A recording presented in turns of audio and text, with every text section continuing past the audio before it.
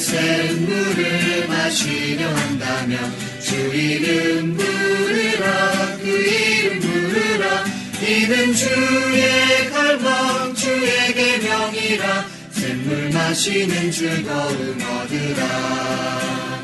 주를 부르는 건 우릴 기쁘게 해. 주를 누리는 길 주를 마시는 길. 우린 주의 백성 주를 불러야 해. 주의 기념을 위한 우리 시대. It is God's commandment and it is His desire that His people call upon His name. It's the joyful way to drink from the fountain of God's rich salvation. Calling is the way to delight oneself in God. That is to enjoy Him, enjoy the Lord our God. As we as God's people must daily call on Him. This must be our practice for God to believe.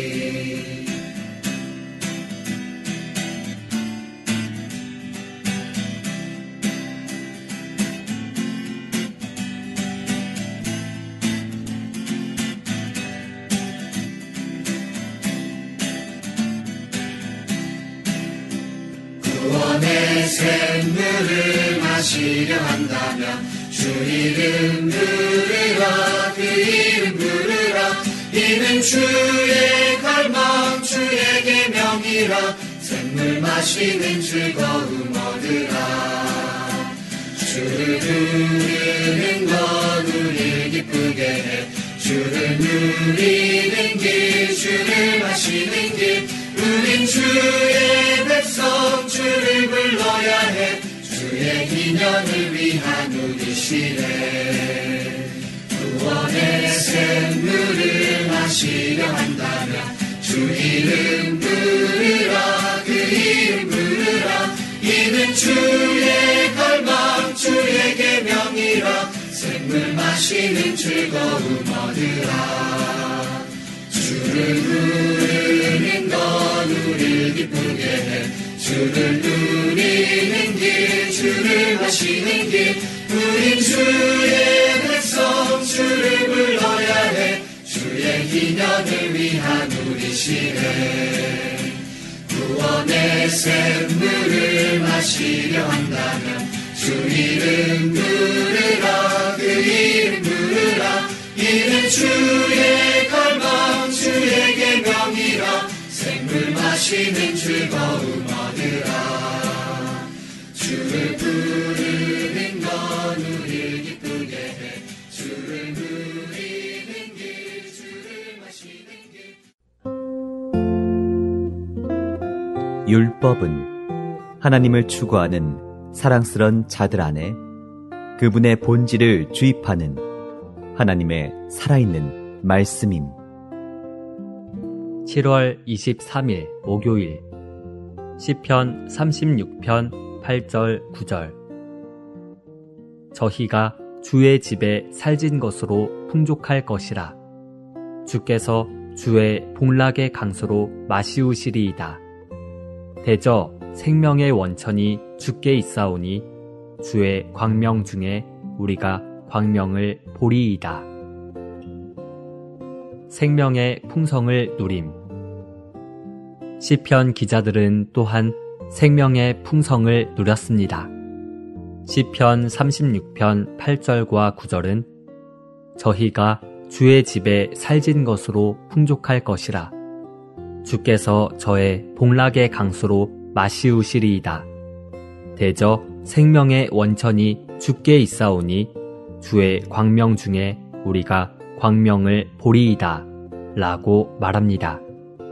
이 구절들은 신약의 말씀과 매우 유사합니다. 원칙적으로 시편 기자들은 오늘날 우리가 누리는 동일한 삼일 하나님을 누렸습니다. 하나님의 집에 살진 것으로 풍족하고 그분의 복락의 강수를 마시는 것은 삼일 하나님을 누리는 것입니다. 그분께 생명의 원천이 있다고 말하는 것은 그분께 생명 공급의 근원이 있다는 뜻입니다. 다시 한번 우리는 시편 기자들이 율법의 요구를 이루려고 노력하지 않았고 하나님을 추구했음을 봅니다. 하나님을 추구함으로써 그들은 그분으로 주입되었습니다. 자연스럽게 그들은 하나님께서 주신 율법에 따라 살았을 뿐 아니라 하나님의 본성에 따라 살았습니다. 자동적으로 그들의 생활은 하나님의 본성의 표현인 하나님의 율법에 일치되었습니다. 따라서 그들은 하나님의 본성을 살아냈습니다. 그들의 생활은 하나님의 본성의 표현이었습니다. 율법을 지키려고 노력하는 대신 그들은 율법을 살아낸 자들이었습니다. 이런 중요한 요점을 우리에게 보여주신 주님께 감사드립니다. 하나님의 말씀을 지킬 수 있도록 하나님을 공급받음. 더욱이 시편 기자들은 그분의 말씀, 곧 율법을 지킬 수 있도록 하나님을 공급받았습니다. 시편 119편 57절은 여호와는 나의 분깃이시니 나는 주의 말씀을 지키리라 하였나이다 라고 말합니다. 이 구절에 있는 두 요점을 함께 놓을 때 우리는 시편 기자들이 그들의 분깃이신 하나님을 공급받음으로 말미암아 그분의 말씀을 지킬 수 있었음을 봅니다. 몫이라는 단어의 사용은 우리로 하여금 바울이 그리스도를 성도들에게 할당된 몫이라고 말한 골로새서 1장 12절을 생각하게 합니다. 하나님은 시편 기자들의 분깃이었기 때문에 그들은 하나님의 말씀을 지킬 수 있었습니다. 하나님의 말씀, 곧 율법의 말씀을 지키기 위해서 그들은 하나님을 그들의 분깃으로 취했습니다. 우리는 스스로 하나님의 율법을 지킬 수 있다고 생각해서는 안 됩니다. 율법의 계명들을 지키는 것은 큰 문제이며 우리는 이렇게 하기에 충분치 않습니다. 만일 우리가 율법을 지키고자 한다면 하나님께서 우리의 분깃이 되실 필요가 있습니다. 오직 우리가 그분을 누리고 그분을 공급받을 때만이 우리는 율법을 지킬 수 있을 것입니다. 다시 말하거니와 구약의 시편 기자들의 체험은 원칙적으로 오늘날 우리의 체험과 동일합니다. 하나님의 율법을 귀하게 여김. 하나님을 사랑함으로 추구하는 시편 기자들은 하나님의 율법을 귀하게 여겼습니다. 시편 119편 14절은 내가 모든 재물을 즐거워함 같이 주의 증거의 도를 즐거워하였나이다 라고 말합니다.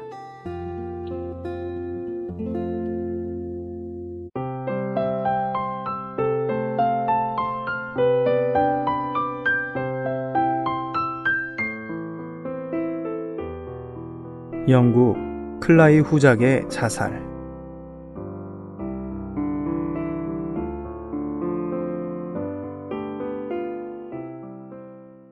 클라이 후작은 영국을 위해 인도를 정복해서 국경을 10배 이상 확장해준 인물입니다.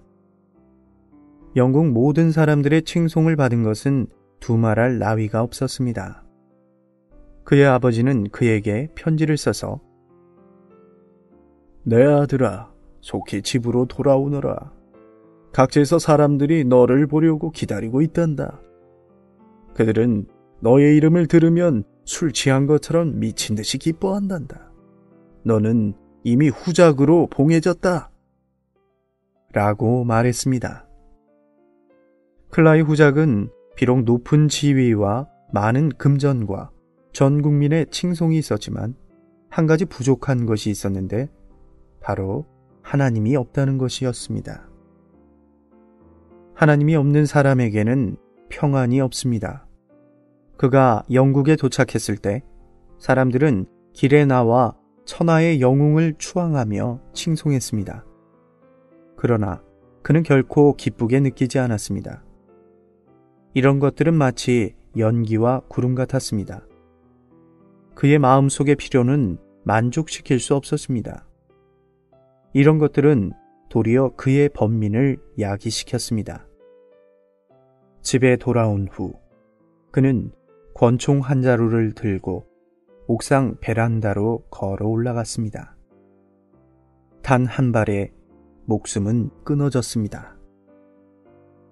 하나님이 없는 사람은 아무리 이름을 날리며 성공한다 하더라도 그의 속의 느낌은 도리어 모든 것이 다 공허하다.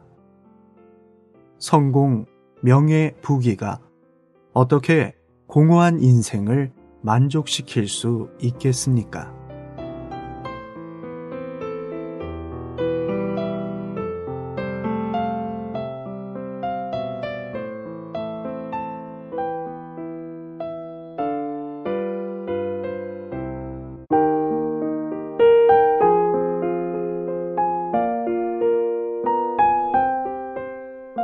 하나님의 씨. 마태복음 13장 3절. 예수께서 비유로 여러 가지를 저희에게 말씀하여 가라사대 씨를 뿌리는 자가 뿌리러 나가서. 마태복음 13장 19절. 아무나 천국 말씀을 듣고 깨닫지 못할 때는 악한 자가 와서 그 마음에 뿌리운 것을 빼앗나니 이는 곧 길가에 뿌리운 자요. 마태복음 13장 24절. 예수께서 그들 앞에 또 비유를 베풀어 가라사대 천국은 좋은 씨를 제밭에 뿌린 사람과 같으니. 마태복음 13장 37절. 대답하여 가라사대 좋은 씨를 뿌리는 이는 인자요. 요한복음 12장 24절부터 26절. 내가 진실로 진실로 너희에게 이르노니 한 알의 밀이 땅에 떨어져 죽지 아니하면 한 알 그대로 있고 죽으면 많은 열매를 맺느니라. 자기 생명을 사랑하는 자는 잃어버릴 것이요 이 세상에서 자기 생명을 미워하는 자는 영생하도록 보존하리라. 사람이 나를 섬기려면 나를 따르라. 나 있는 곳에 나를 섬기는 자도 거기 있으리니 사람이 나를 섬기면 내 아버지께서 저를 귀히 여기시리라. 1. 마태복음 13장의 7가지 비유 중에서 처음 2가지는 씨 뿌리는 비유와 좋은 씨와 나쁜 씨의 비유입니다. 첫 번째 비유에서 주님이 제자들에게 알려주신 것은 씨 뿌리는 사람이 뿌리는 씨는 바로 하나님의 말씀이고 천국의 말씀이라는 것입니다. 두 번째 비유에서 주님이 제자들에게 알려주신 것은 좋은 씨를 뿌리는 분은 인자이고 좋은 씨는 천국의 아들이라는 것입니다. 첫 번째 비유에서의 씨는 천국의 말씀, 즉 하나님의 말씀이고 두 번째 비유에서의 씨는 천국의 아들, 즉 하나님이 낳으신 사람입니다. 주님은 씨를 뿌릴 때 말씀만을 뿌리는 것이 아니라 사람을 뿌리십니다. 주님이 이 땅에 오신 것은 말씀만을 전파하러 오신 것이 아니라 한 무리의 사람을 얻기 원하십니다. 이 한 무리의 사람을 씨로 삼아 뿌릴 때 그분이 뿌리는 것은 사람입니다. 성경에서는 한 면으로는 하나님의 입에서 나오는 말씀을 하나님의 말씀이라 칭했고 또 한 면으로는 하나님이 보내신 아들을 하나님의 말씀이라 칭했습니다. 요한복음 1장 1절에서 말한 태초에 말씀이 계시니라. 이 말씀이 하나님과 함께 계셨으니 이 말씀은 곧 하나님이시니라. 이 말씀은 이미 성육신되어 우리 가운데 거하시는 은혜와 진리가 충만한 분입니다. 우리는 이것이 주 예수님을 가리키는 말임을 알고 있습니다. 그러므로 우리는 성경에서 말한 하나님의 말씀이 어떤 경우에는 하나님이 말씀하신 말씀을 가리키고 어떤 경우에는 하나님이 낳으신 말씀, 즉 하나님의 아들을 가리키는 것임을 알 수 있습니다. 그분은 말씀이요, 살아있는 말씀이요, 생명의 말씀입니다. 그분을 듣는 것이 말씀을 듣는 것이고, 그분을 보는 것이 말씀을 보는 것이고, 그분을 만지는 것이 요한일서 1장 1절에서 우리에게 알려주는 바와 같이 말씀을 만지는 것입니다. 우리의 주 예수님은 하나님의 말씀이요, 또한 하나님의 씨앗입니다. 요한복음 12장 24절에서 말한 하늘의 밀이 땅에 떨어져 죽으면 많은 열매를 맺느니라는 말씀은 주 예수님을 가리키는 말입니다. 주 예수님은 하늘의 밀이요, 이 밀알로부터 많은 밀알을 맺을 수 있습니다. 베드로전서 1장 23절에서 너희가 거듭난 것이 썩어질 씨로 든 것이 아니요 썩지 아니할 씨로 든 것이니 하나님의 살아있고 항상 있는 말씀으로 되었느니라 고 말한 바와 같이 주 예수님은 말씀이요 씨앗이십니다. 우리는 그분이 하나님의 말씀일 뿐 아니라 씨앗임을 찬양해야 합니다. 우리의 하나님은 그분의 아들을 땅에 보내어 씨앗으로 뿌리셨습니다. 주 예수님은 말씀을 전하기 위해서 오신 것이 아니라 말씀이 되기 위해서 오셨습니다. 주님은 말씀을 전하는 분일 뿐 아니라 그분 자신이 말씀입니다. 주님이 씨를 뿌리는 것은 몇 마디 말이 아니라 한 사람입니다. 주 예수님은 실제로 씨이고 참된 씨입니다.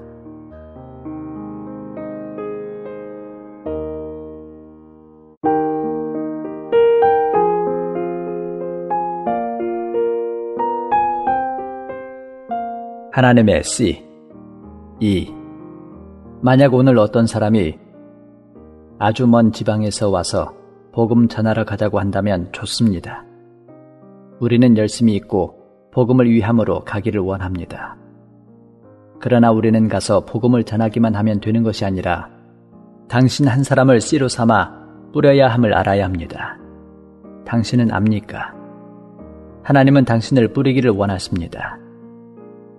당신이 바로 뿌려져야 할 씨앗인 것입니다. 그렇습니다. 하나님은 그분 자신의 말씀으로 사람 안에서 역사하십니다. 우리는 다른 사람에게 약간의 말씀을 전하면서 하나님의 말씀을 사람 안에 심은 것에 대해 수확이 있기를 바랍니다. 그러나 우리가 하나님의 씨가 하나님의 말씀인 것만을 보고 하나님의 씨가 또한 사람임을 보지 못한다면 아직 하나님의 일을 할 수 없습니다. 만약 우리가 우리의 전하는 말씀만을 주의하고 기본 신앙에 맞는가만 주의하고 성경 해석상에 있어서 순전한가만을 주의한다면 우리가 씨를 뿌리러 갈 수 있다고 생각하는 것은 틀린 것입니다. 많은 경우에 하나님의 사역이 손해보는 까닭은 바로 우리 손 안에 있는 씨가 약간의 객관적인 도리에 불과하기 때문입니다. 이러한 도리는 결코 우리 사람을 주관적으로 변하게 하지 못하고 결코 우리로 하여금 천국의 씨가 되게 하지 못합니다. 그러므로 여기에서 지극히 큰 한 가지 문제는 바로 여러분이 어떤 씨의 사람인가 하는 것입니다. 하나님의 씨는 말씀일 뿐 아니라 당신이라는 그 사람입니다. 좋은 씨는 천국의 말씀일 뿐 아니라 한 사람입니다. 좋은 씨는 천국의 아들입니다. 그러하다면 우리 가운데 하나님의 씨가 될 수 있는 사람이 몇 사람이나 있겠습니까? 가련하게도 우리의 씨는 대부분이 객관적일 뿐입니다.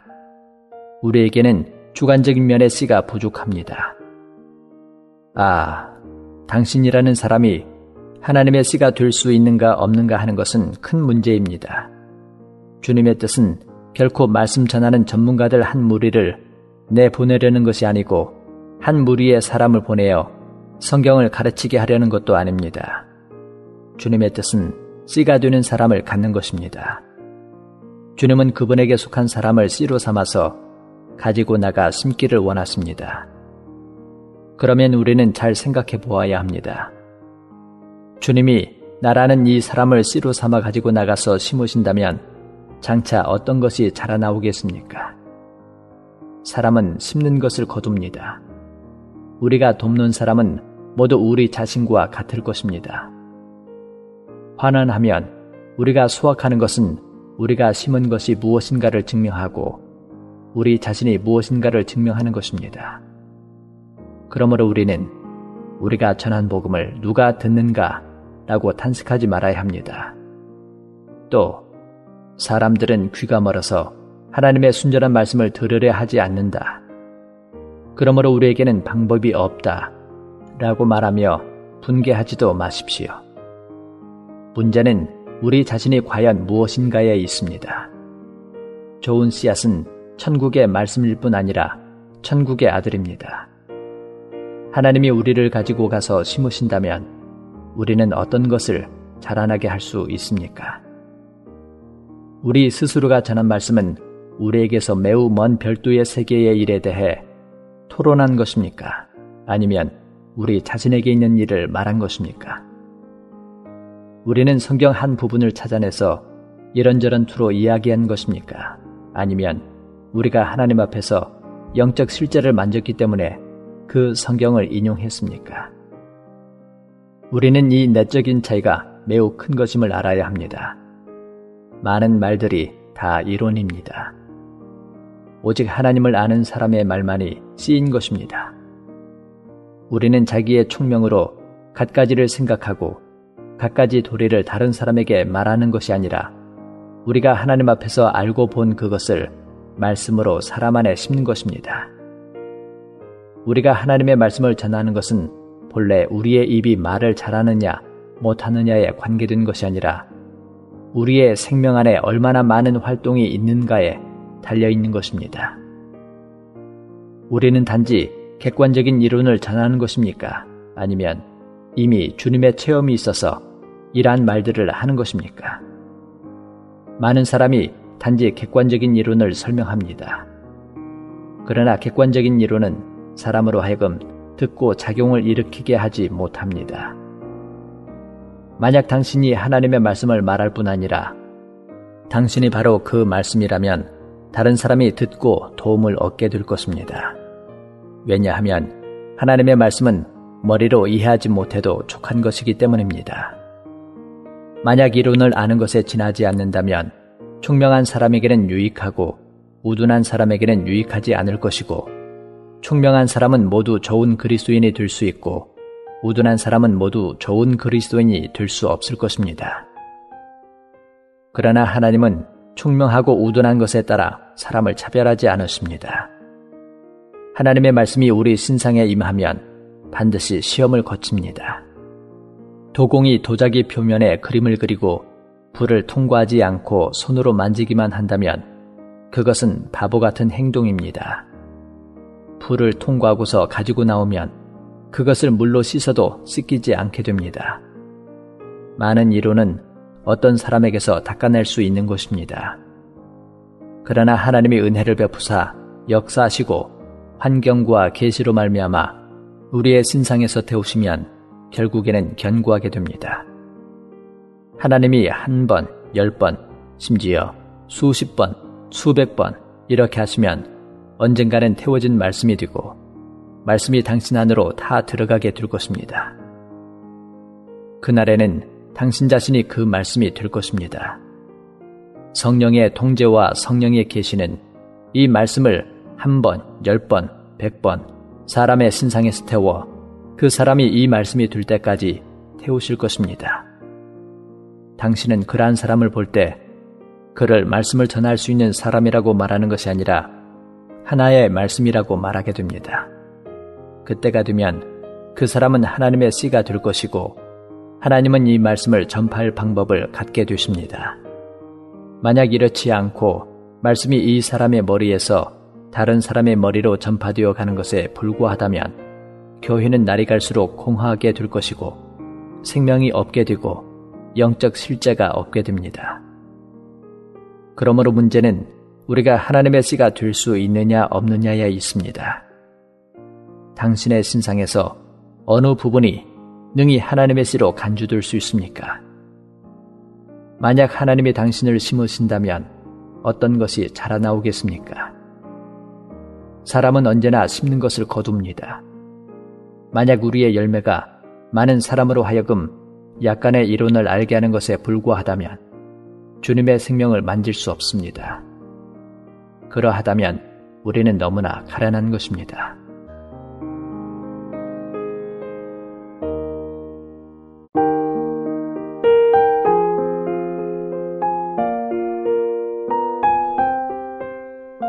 하나님의 씨 3. 하나님이 씨를 뿌리시는 목적은 수확에 있습니다. 이제 우리는 하나님의 수확의 원칙이 어떠한가를 보기로 합시다.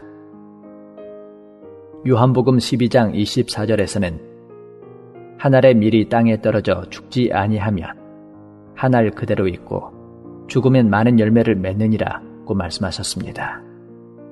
이 말씀은 주 예수님이 어떻게 죽어서 우리에게 생명을 나누어 주시는가를 가리켜 말하고 있는 것입니다.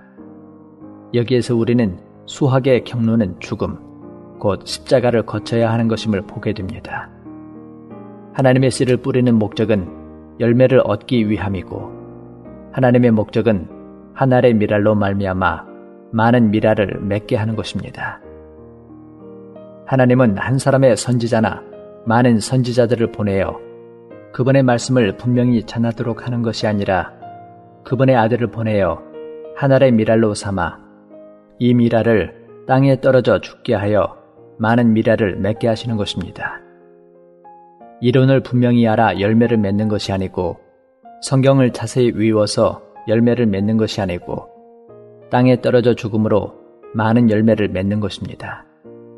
이것이 바로 십자가의 역사입니다. 십자가는 하나의 사실이지 이론이 아닙니다.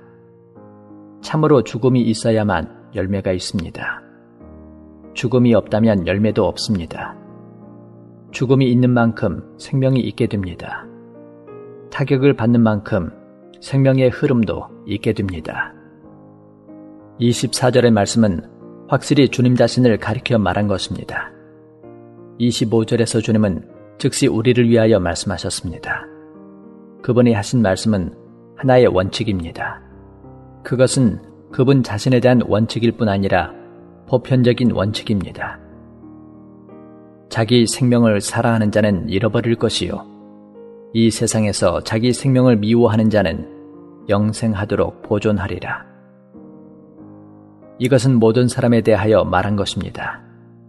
26절에서는 사람이 나를 섬기려면 나를 따르라고 하셨습니다. 이것은 주님을 섬기는 모든 사람이 이렇게 해야 함을 말하는 것입니다. 한 알의 밀이 땅에 떨어져 죽는 것은 속죄를 가리켜 말한 것이 아니라 자기의 생명을 버리는 것을 가리켜 말한 것입니다. 이 원칙은 바로 죽으면 생명을 얻을 수 있게 된다는 것입니다. 바울이 사망은 그에게서 역사하고 생명은 다른 사람에게서 역사한다고 말한 것과 같은 것입니다. 그러므로 우리가 씨가 되는 것만으로는 부족합니다. 우리는 또한 열매를 맺는 길이 어떠한가를 보아야 합니다. 열매를 맺는 길은 전하는 데 달려있지 않고 말하는 데 달려있지 않고 가져가서 심는 것입니다. 하나님은 그분의 아들을 땅에 복음을 전하러 보내신 것이 아닙니다. 하나님은 그분의 아들을 씨로 삼아 땅에 심으신 것입니다. 하나님은 오늘도 또한 우리를 씨로 삼아 여기저기에 심기 원하십니다. 한 알의 밀이 땅에 떨어져 죽어야만 밀알을 맺을 수 있습니다. 그 밀알이 아직 땅에 떨어지지 않았을 때에는 밖에 한 층의 껍질이 있음을 보게 됩니다. 이 한 층의 껍질은 그 밀알로 하여금 상함을 받지 않게 할 수 있지만 또한 그 밀알로 하여금 열매를 맺지 못하게 합니다. 밖의 껍질이 부서지지 않으면 안의 생명이 나올 수 없습니다. 한 알의 밀알을 땅에 뿌려놓고 물을 주고 비료를 주면 화학작용이 일어나서 오래지 않아 그 한 층의 껍질이 부서지고 터져서 안의 생명이 나올 것입니다. 주님은 바로 땅에 떨어진 한 알의 밀알이었고 이 한 알의 밀알이 죽어서 많은 열매를 맺은 것입니다. 주님이 사망에서 생명을 얻은 것 같이 우리도 마찬가지입니다. 주님이 사망에서 열매를 맺은 것 같이 우리도 마찬가지입니다. 그러므로 열매 맺는 원칙은 전도에 달려있는 것이 아니라 죽음에 달려있는 것입니다. 그가 땅에 떨어져 죽은 사람인지 아닌지는 다른 사람이 한번 부딪히면 알게 됩니다. 당신에게 죽음이 있느냐 없느냐는 당신의 껍질이 존재하는가 존재하지 않는가를 보면 압니다. 우리의 많은 강함이 천연적인 강함이고 우리에게 있는 많은 약함도 천연적인 약함입니다. 항상 우리에게는 껍질이 있어서 생명이 나오는 것을 가로막고 항상 다른 사람으로 하여금 안의 생명을 만지지 못하게 합니다. 오직 십자가가 당신에게서 역사해야만 비로소 당신의 외면적인 그 껍질을 제거할 수 있습니다. 부서지지 않은 사람을 만지기는 얼마나 어렵습니까? 당신이 그와 1시간 동안 이야기해보면 그와 당신 사이의 거리가 얼마나 먼가를 알게 됩니다. 그에게는 껍질이 있습니다. 그러나 당신이 하나님에 의해 타격을 받고 압박을 받고 상처를 받아 하나님에 의해 부서진 사람, 그의 타고난 혼에 속한 부분이 모두 터지고 부서진 사람과 마주치면 생명을 만나게 됩니다. 땅에 떨어져 죽은 것만이 열매를 맺을 수 있습니다. 하나님 앞에서 죽음을 통과함이 있어야만 비로소 열매가 있습니다. 죽음을 통과함이 없이는 영원히 열매가 없습니다. 당신을 따르는 사람은 있을지 모르지만 당신에게는 하나님 앞에서 열매가 하나도 없을 것입니다. 죽으면 많은 미랄을 맺습니다. 이것이 원칙입니다. 죽지 않으면 여전히 한 알의 미랄일 뿐입니다. 만약 한 알의 씨가 계속 죽음을 통과하지 않는다면 영원히 열매를 맺을 수 없습니다. 주님이 우리에게 긍휼을 베푸사 우리로 하여금 하나님의 씨가 되게 하시고 땅에 떨어져 죽을 수 있게 하시고 하나님이 우리의 신상에서 열매를 얻으실 수 있게 되기를 구합시다.